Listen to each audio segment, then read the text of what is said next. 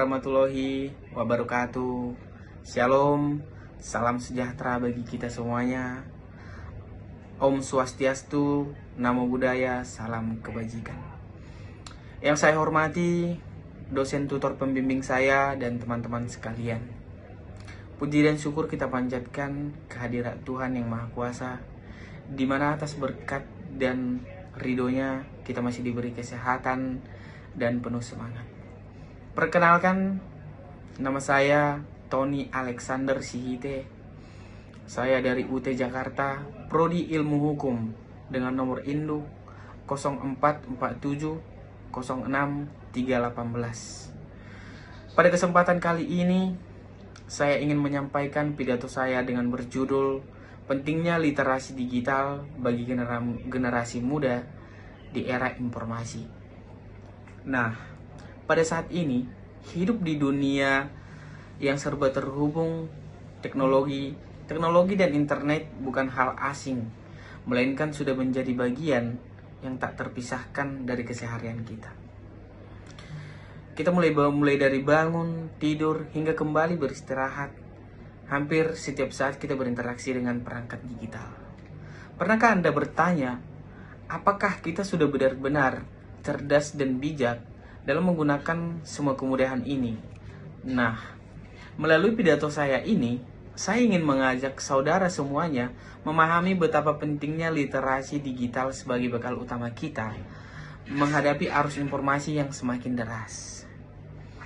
Berdasarkan data terbaru dari Asosiasi Penyelenggaraan Jasa Internet Indonesia atau yang disebut dengan APJI, pada tahun 2023, jasa pengguna internet di Indonesia telah mencapai dari angka 221,5 juta jiwa.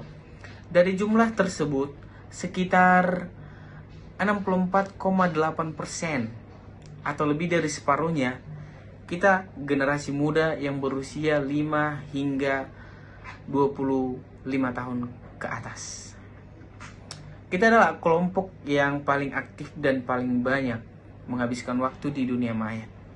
Namun ada suatu saat fakta yang perlu kita renungkan. Tingkat literasi digital masyarakat di Indonesia baru berada di angka 3,47 dari skala 5, yang berarti masih dalam kategori sangat sedang. Ini menunjukkan bahwa meskipun kita mahir menggunakan teknologi, kemampuan kita untuk memahami, mengolah, menyaring informasi yang perlu ditingkatkan. Lantas, apa sebenarnya yang dimaksud dengan literasi digital? Menurut UNESCO, literasi digital bukan hanya sekedar pandai menggunakan komputer atau media sosial.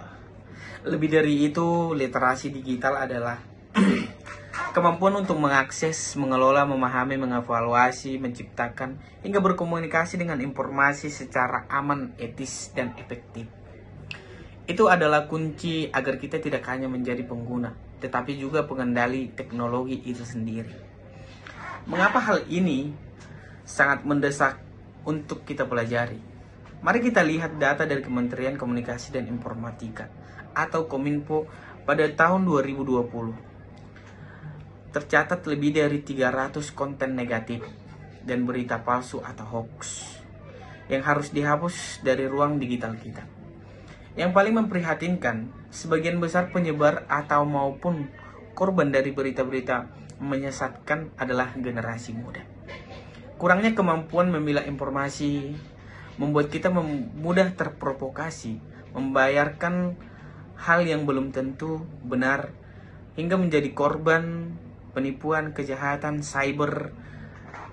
Literasi digital berfungsi sebagai perisai kita dan memahami cara kita informasi. Kita bisa membedakan mana berita asli dan mana rekayasa, dan mana konten yang mendidik dan mana yang merusak. Kita bisa melindungi seperti perundungan cyber atau kecanduan gawai yang mengganggu kesehatan mental. Internet bukan hal positif, adalah Hal-hal positif adalah belajar kapan saja, berwirausaha, dan memberikan manfaat bagi orang lain. Teman-teman sekalian, literasi digital bukan hal yang sulit, namun harus dibiasakan. Ingatlah, di dunia jejak digital, kita tetap ada. Dan apa saja yang kita sebarkan berdampak pada diri sendiri maupun orang lain. Jadi teman-teman sekalian, bijaklah dalam menggunakan digital. Nah, jadi sekian pidato yang saya bawakan. Jika ada kesalahan dari tutur kata, pembawaan saya, pembicaraan saya, mohon maaf. Semoga pidato saya ini, yang saya sampaikan ini, dapat menjadi pengingat bagi kita untuk bijak dalam menggunakan digital. Sekali lagi, sekian dan terima kasih.